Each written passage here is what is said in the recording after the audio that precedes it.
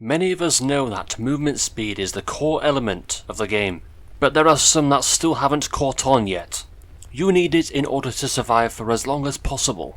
It doesn't matter which of the games you use it in, you need it, and you certainly need it if you want a high score. Movement speed is the good stuff, the essence of making our builds. Unless it's for a challenge, I do not see the reason why any player would not give themselves movement speed.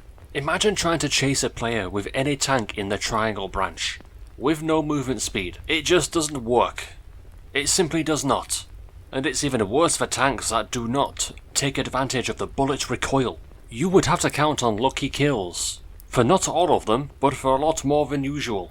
I guess you can utilize other upgrades instead. You can become anti-ram if you ever so wish. As long as you don't die. Which means you should put more into body damage and health, if you were to do this. At least put some in movement speed, because whether you see it or not, it can be useful. Could you see me obtaining 10 million with Overgunner, with zero movement speed? Of course not. Although I didn't even expect 10 million score even with 4 movement speed. But I digress. And I certainly wouldn't have recently obtained over 17 million with this Dreadnought if I didn't have it almost maxed. Overlords would cease to function without it.